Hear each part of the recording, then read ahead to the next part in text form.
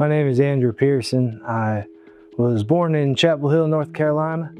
I grew up in a good home raised by Christian parents. I played football through high school and into college until several knee surgeries ended that. I was no longer able to play at the level that was necessary, and shortly following that was introduced to a doctor who was a pain specialist, and his solution to pain was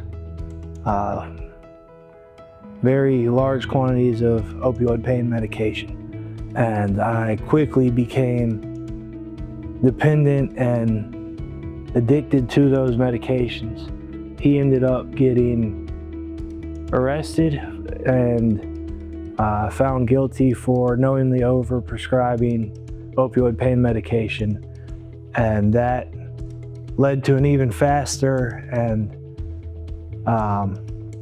steeper downward spiral because I no longer had my supply, but I still had this habit and addiction, and it was something I struggled with off and on for a number of years, and culminated here in Florence. I was arrested my first day in South Carolina. I also had left a trail of destruction behind me. I had warrants in several other states as well. And it was the goodness and grace of God to stop me here. I was given time to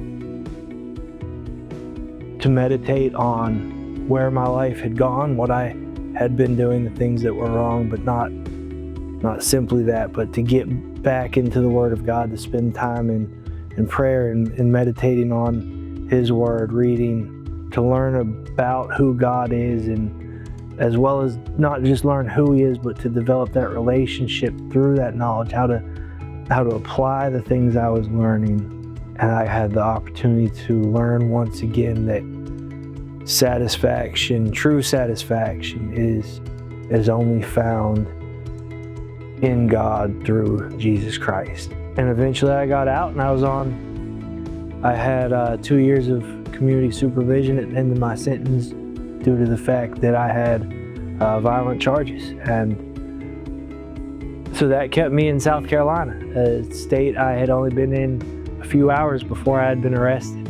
And I really didn't know anyone or anything outside of the Department of Corrections, except that a handful of guys would come and do jail ministry every week, and they were from here, so I came to Florence. I didn't know anything else. And while I was here, I had the opportunity to learn about the House of Hope. And despite the fact that I had been able to give up my opioid addiction 6 years earlier, I had all kinds of other things to work through.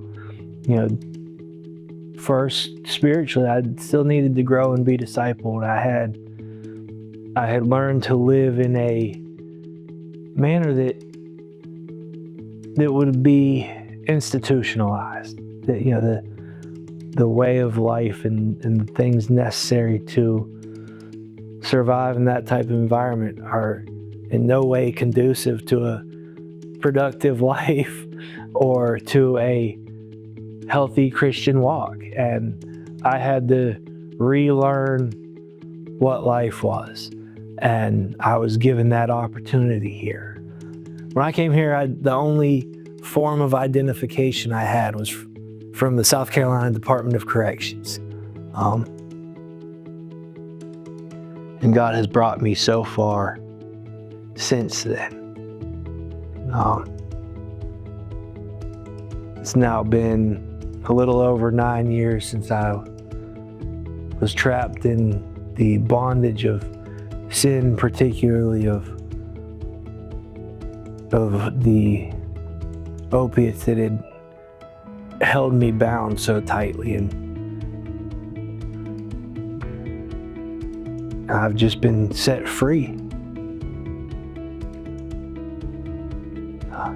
The Word of God tells us that who the Son sets free is free indeed. There's no longer any aspect of that bondage that holds me. It has all been, it's been destroyed and defeated. It is such a good place to be now apart from that. There's so much now in my life to be grateful for my wife, that I've had the blessing of meeting a girl who wants to follow after God first and foremost in everything, and who serves Him in her daily life, that we have a place to live. We have our own house and vehicles to drive, and I've been provided for in every way, and it's been a true blessing. I mean, even the simple things in life, when I look back from where I was to where I am now, is, I mean, even things as simple as I can open my door when I want to. I have a refrigerator that I can access anytime I want. These types of things are so often, it's so easy to take these for granted, and really none of that is promised. But there's provision. Obviously, I haven't gone hungry. It is a great privilege now to be back here, to be able to work and to encourage men to turn first to God, and then to do things according to His Word, and to follow His ways in all things, and to see others now come and experience the freedom that is offered in Jesus Christ. That is, I think, the opportunity to do that, and that to be a job, to be, and do that all week long. It's such a great privilege.